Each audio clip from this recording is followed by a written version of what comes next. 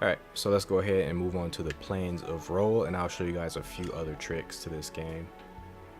This will be the training stage, but the thing is they don't teach you quite a few things. In my first time playing the game, I got stuck here. I ran out of cards and didn't know what to do, and I got beat, and I just quit. I just stopped playing this game for like a couple years, because I think this copy of the game I borrowed from a friend.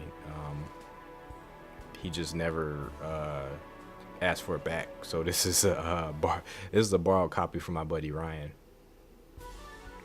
Okay, so for the Plains of Rowahl, guided by the mysterious old chrome gird, the princess has come to the Plains of Rowahl. Her long journey has only just begun. So one of the dangers in these levels is that you can run out of cards as you're playing, and I guess I'll show you guys the effect of that. I don't know if I'm gonna continue to read all the dialogue though. It's a lot of dialogue. I'll continue to read it. If I get tired, I'll just stop. So for Gerd here, now let's just see. Now let's see Akosha. Crap. Now let's see Akosha, wasn't it? You have much to learn, Your Highness. The guardians of the runestone are given the power to command monsters through the cards of power. That power is the only chance we have of defeating the evil loosed upon the world. Whether you like it or not, you must stand up and fight. First, you will have to learn how to control the monsters. I will teach you the way of the cards. This place is full of goblins, and that makes it the perfect place to start your training. Are you ready? I don't give fancy lectures. You'll figure it out once you see those goblins coming. Okay, so she's gonna follow us around for a bit. And I'm just gonna pick some stuff up. Alright, we got a nice Hobgoblin card. And for this part, what I'm gonna do is I'm gonna expend all of my cards in a very wasteful manner, just so you guys see what happens when you run out of cards. You'll use the power of the cards to defeat the monsters. We already learned this. Don't be afraid to experiment, my pretty one. That's the best way to learn. Make ready, princess. Here comes your first goblin. Goblins are no big deal. I think I'm going to show you guys the capture mechanic here. So, what I'm going to do is I'm going to hit the goblin a few times with the lizard man. Alright. I'm gonna pick up that gem because we need gems to summon. Okay, so one hit was enough to really hurt that goblin. So next what we're gonna do is we're gonna hold the L button and we're gonna press X, which, as you see, the lizard man has a few more uses. His car is burning down to the 1/3 point, so we can use him up to 3 times before it disappears. So we have 2 more uses on the lizard man, but because I'm about to use him to capture this goblin, we're gonna run out of those uses for him. So if you have a creature card that's low on uses, you can use it to capture one of the monsters. So again, I'm gonna hold L down, and I'm gonna press X as soon as he stops hopping around like an idiot. And that didn't kill him. That left him down to 1 HP, so we didn't capture him. So now we legitimately have to waste a card in order to capture him. So, I'm gonna do that. Alright, and we capture our first monster. And we got the lizard man who actually did the capturing, got some experience. And we did get the Hobgoblin card. Not bad for a beginner. Come, Your Highness, we must continue on.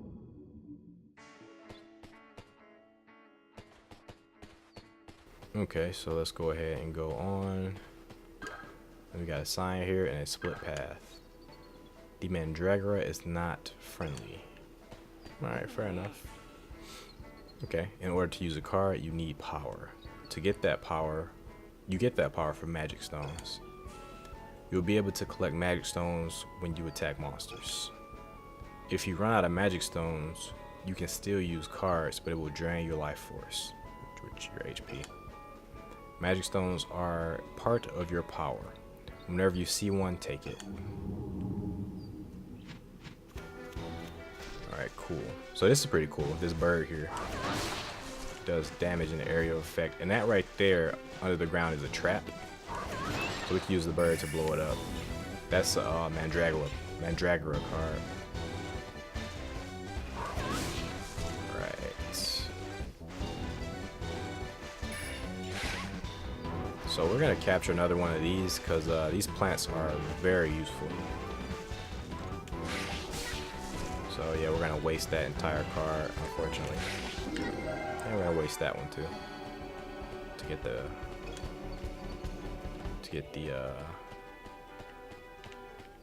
plant man. And we got a lot of experience though. The Dark Raven got a ton of experience for defeating the Mandragora. And we got the man trap. Not bad for a beginner. We must continue on. Alright, so I would say how I'm playing so far isn't very good because I'm taking some hits and I'm wasting cards. But there's a reason for that. There's a reason I'm playing like shit right now. And we did just get another Hobgoblin card. So really you didn't have to catch that first Hobgoblin because I think that's the second Hobgoblin card I picked up from a chest. And we got two crestfallen knights here, crestfallen warriors. So let's go ahead and talk to them. I chased a group of monsters away from the castle and ended up in this spooky place. There are more monsters lurking about, so please be careful, Your Highness. Cursed goblins. They better not be around when these wounds heal, or they'll be sorry. Alright, so don't expect voiceovers like that too often. I was feeling that one.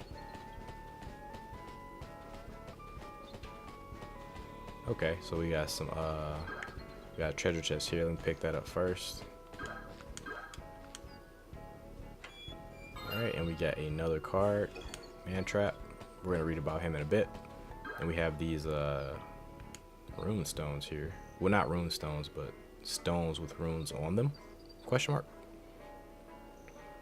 Card attributes. In battle, icons appear near the enemy monster in the shape of fire, water, wood, or earth. And we can actually see we have one in the upper left-hand corner up there. These icons indicate the monster's attributes. For each attribute, there is an opposing attribute. For example, water is stronger against fire, fire beats wood, wood beats earth, and earth beats water. So if you wanted to beat a fire monster, you would use a card with a water attribute. The eye-shaped icon is used for creatures classified as attribute neutral, which I love personally. Neutral creatures are not affected by attributes at all. Which is great. Did I read this? Watch out for goblins. During battle, cards are displayed with both an attribute and type icon. The type icon will be in the shape of a sword, a dragon, or a spell, and denotes the card's type.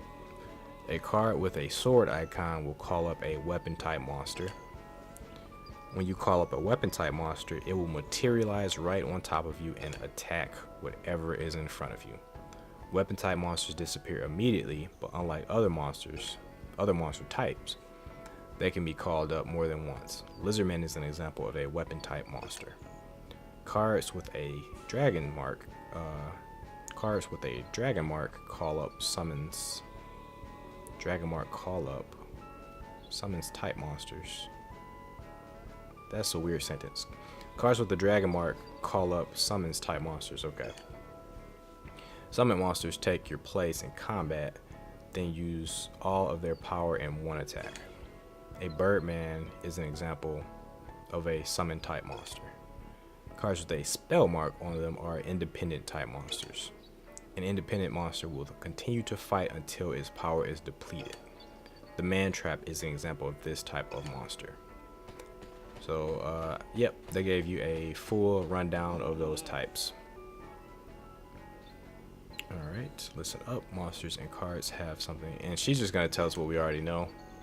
You can't just go around using cards willy-nilly and expect to survive. You must think about attributes. I'm only going to explain this once, so listen closely. And then she literally just tells us what we just learned.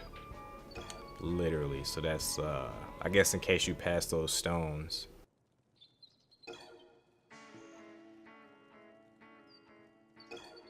I think I'm not going to read the character dialogue. I don't know. I'm going to figure it out as we play.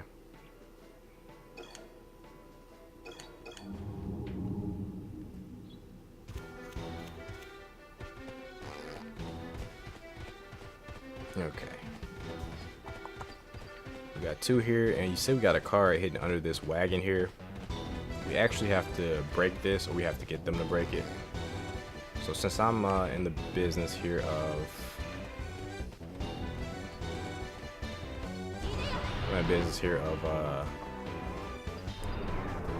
using up cards, I'm just gonna go ahead and attack it.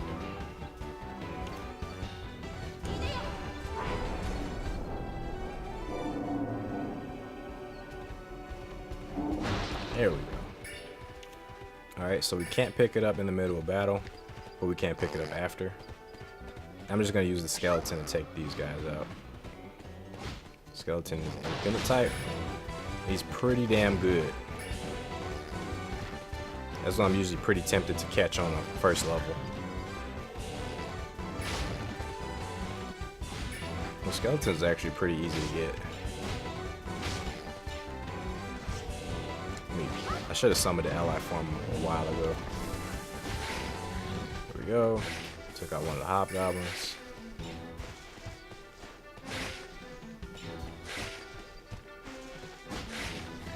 Alright, we did it.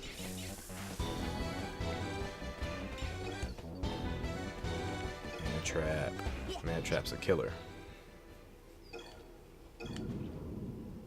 Okay, so we took them out. As you can see, for the independent type monsters, the AI isn't the best, but it does a decent job. So you can get around pretty good with the AI monsters. And we got a pretty rare card here. We got the mummy. So we're gonna read about him in a bit too. Okay, we're gonna come across our first save station, or rather healing station. Deck points, that's what they're called. Alright, so you cannot edit your deck of cards after the start of a mission. However, you can add any new monsters. I made up words there. Or any new cards you have acquired during your mission can be added to your deck at a deck point. You are standing next to a deck point now. You can also recharge your health at deck points, so they're nice even if you don't have any new cards. Okay. So I really don't gotta explain anything there. So we picked up quite a few cards, including this mummy and 3 of these guys here. 2 of these, 1 of these.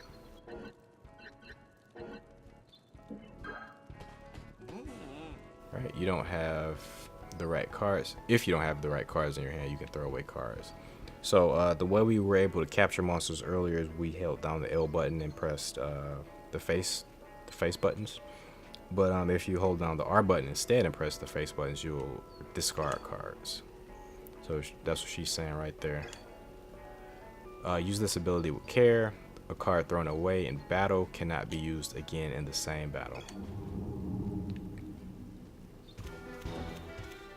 I think what she means is a card thrown away in battle can't be used in the same dungeon. If I remember correctly, I might be. Yeah, I don't think you can use these again once you discard them.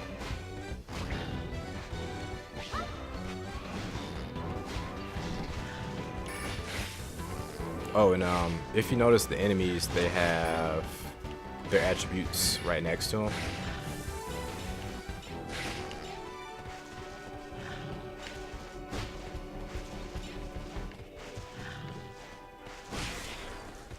I took him out. Was he poisoned? He just kind of died. I think the man trap poisoned him. Well, I didn't think you had it in you. There's more to you than meets the eye, princess. Okay. Goblin fort nearby. And we got more stuff.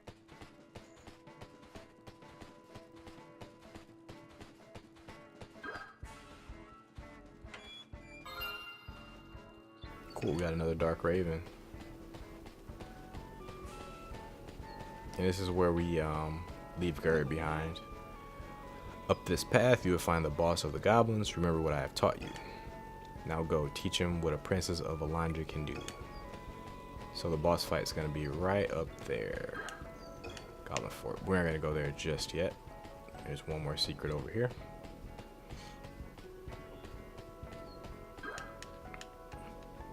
Typically I run into a battle over here.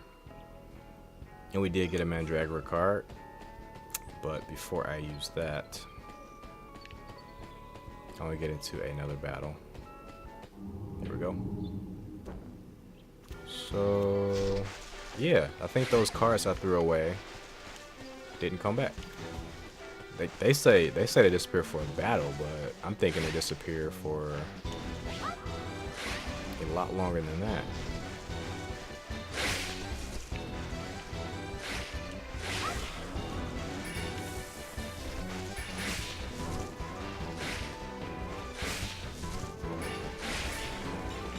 What? The enemy creatures are stronger than mine, even though they're identical. Where's my other there?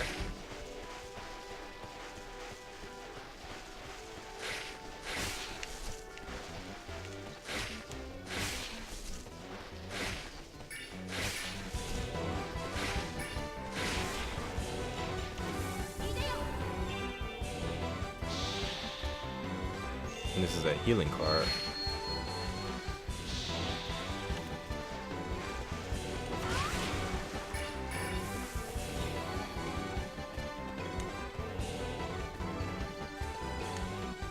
Did it seem to you guys that my Mandragoras were fighting each other? I don't know, that was weird. I'm gonna do one more battle, because I'm trying to use up all my cards.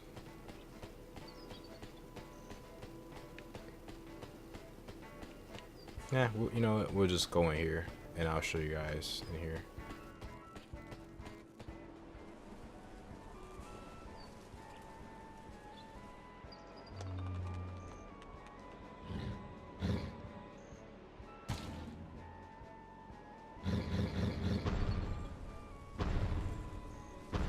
And there's our boss, aka the Golem. So yeah, those cards I threw away, they did not come back. So once you, oh no, they did come back. I think, I'm not sure.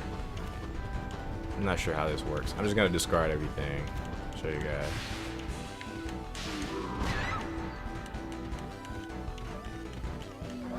Okay. So once you run out of cards, like I did the very first time I played this, you don't have any way of attacking. You have not a single way of attacking.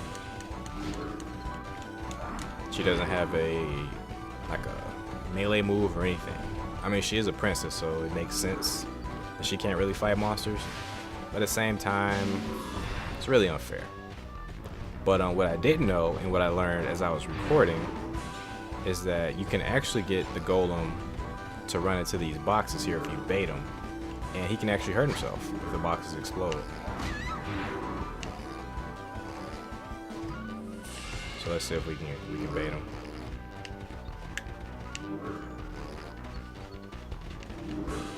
Doesn't look like he's taking a bait. Oh, it actually is not hurting him. You gotta bait that. That's the move you gotta bait. Yes, they blew them all up. So now I am screwed. But we could have actually probably defeated him if we got him to use that move and uppercut the box, pretty much. But these guys might actually be messing with his AI a little bit.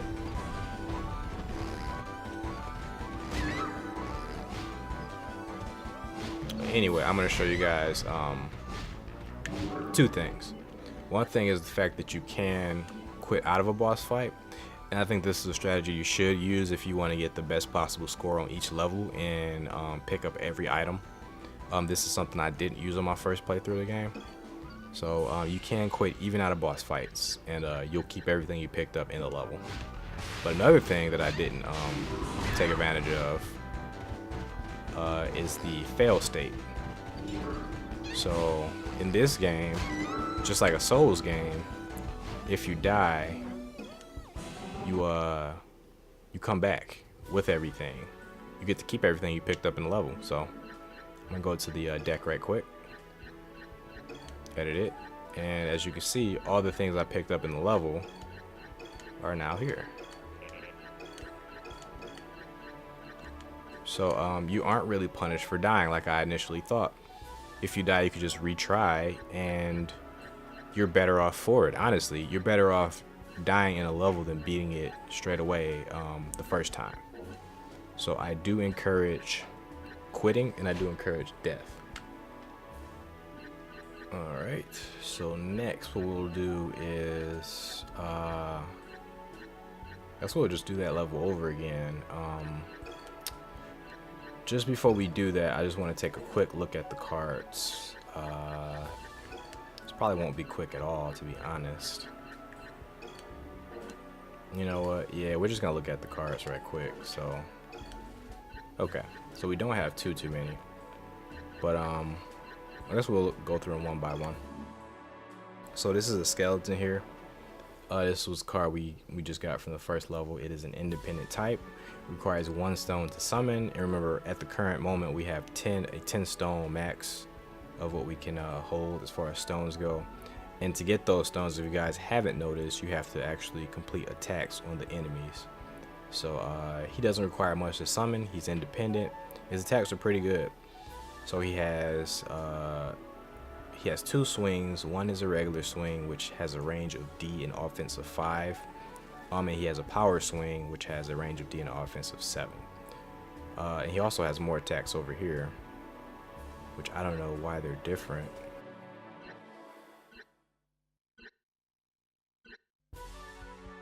They're the same attacks, but they do differing amounts of damage for whatever reason. I don't quite get that, but whatever. So his max HP is 31, which is decent. His defense is 18. And I don't think we're going to read the profiles on him. Well, this tells you what it does, so we'll read this at least. This creature will follow the player around the battlefield. It is slow, but its defense is relatively strong, which should help it survive fairly long battles. Alright, and that's its profile. Which, really, this page over here is kind of not necessary, because it's like similar stuff. But this is his profile as a monster, as opposed to his profile as a card. So I guess when we're fighting them, that's why they're doing more damage. When we're fighting them, they're doing this much damage, and they have these stats. But when we control them, they are like this. So I just learned something just by reading that. Okay, and this is our handy dandy lizard man. The weapon type, 1 stone requirements. Oh, and they tell you how many times we've used it, which is kind of neat. Alright. He has a range of C with his large swing and offense of 15. When we're fighting him, he has more attacks. So it's like he doesn't have an HP bar because he's a weapon type when we use him. And what his attack does is it delivers a quick sword strike that covers a wide area. And that's horizontal, if you guys don't remember. It is a straightforward, easy to use weapon type monster. And that's its profile. I'll keep that on screen for a little bit. You guys can pause it if you want to read it. Or do I want to read it? I don't know. I'll just read it. Lizardmen are lightning fast with their swords. They have retained the lightning quick reflexes of their much smaller cousins, the salamanders. Right. Okay, so I'm not going to focus on these over here. I'm just going to focus on the car aspects. And so we have the Mandragora, which is a trap, which they actually didn't teach us about. And traps are, if you guys remember, the Mandragora, when it was in the ground, if we went near it, it would have exploded. So we can do the same thing with it as a card. We can put it down, and once the enemy comes near it, it explodes and does a lot of damage. So comparatively, compared to the 7 that Lizardman was doing, the Scream from the Mandragora has a range of C and an offense of 24, so it does quite a bit of damage. Trap type creature, it will wait in place until an enemy approaches, then unleash a piercing call that will damage any nearby enemy. It's really good. This one not so good. Hobgoblin, he's independent as we saw. He requires 3 stone, way too much. He only has 20 HP and 2 defense. He has a range of D with his club attack, and his poison gas doesn't have much range either. Range of D, but it does more damage. Independent type, while inexpensive, the Hobgoblin will not last long in combat. The gas it expels can create a poisonous effect. So compared to the likes of these up here, which only require 1 stone and are really good, the Hobgoblin is way too expensive for what it does. So inexpensive is a lie. And we got the Man Trap, which is pretty good. It's requires 3 stones, but I would say it's almost worth it. It does die a bit fast, but it can do pretty good. It's very situational, but sometimes it's really good. So it has a chomp with a range of D, offense of 10. It's an independent type that moves slowly, but its attack is nothing to be laughed at. If used wisely, the long-lasting Man Trap can be very helpful. So if it's up against something that it's either element neutral to, that doesn't do a ton of damage, or something that it's element positive against, it's really good. But if it's like element weak against something, it's gonna die really fast. And we picked up the Mummy, which is really good too. It's a weapon type, only requires 1 stone, and it has the Mummy's Embrace, which does 16 bits of damage. It's a range of D, so it's not very good range, but it's pretty good if you get close to the enemy and use it. And what you guys might not have seen is that when you use weapon attacks, you are briefly invincible as long as the attack is going through. So enemies can attack you as long as you're attacking. As long as your attack animation started, you can't be damaged.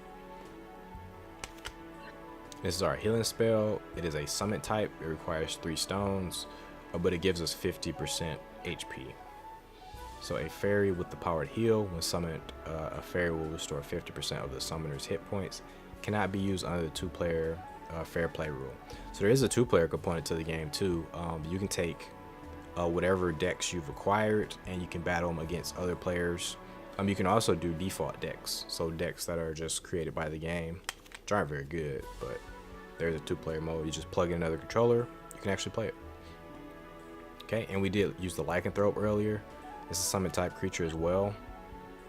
It requires 5 stones, but it does 30 points of damage, so it's super good. 5 stone requirement is high, but 30 points of damage is really high. It swipes out of nearby enemies with its razor sharp claws. It can strike several enemies at once, provided they are all within the attack zone. So the range is B too. Range is really good. And we have the Dark Raven here, which is really good. I really like Dark Raven. A range of B, offense of 10. You can use it up to 3 times. And actually, I apologize. The use is the use. How many times you can use it? I think that's how many times you can use it, not how many times you have used it. So use or used, it should say uses, that would be more useful, is 3. So you got 3 uses on that. You only got 1 use on that, but they don't tell you that. I guess because it's a trap, so you should assume it's only 1 use. Independent types are of course 1 use because they're independent. Unless you finish a map with them, then you can use them again. But they're time limit based. This has 2 uses. 1 use, it is a summon type. 1 use, it is a summon type. And 3 uses. And the Dark Raven is really good. You can hit people from like halfway across the level. Does a decent amount of damage. A weapon type creature perfectly suited for long range attacks. It does not carry much punch, but it is an ideal weapon for attacking trap type monsters that are dangerous to approach in person. So actually, they say it doesn't pack a punch, but compared to the likes of him,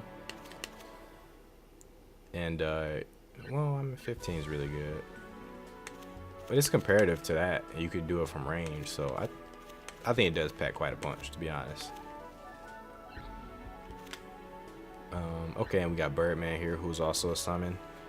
He requires 3 stones. I haven't been saying the elements. I should have been saying the elements. That's okay. And he is a nature element. His attack is Lethal Lunge, which has a range of B and quite a bit of offense.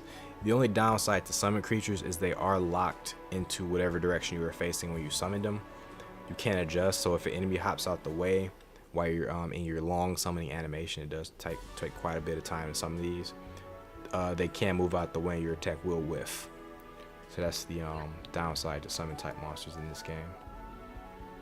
This summons creature uses his lance to smash whatever stands before him.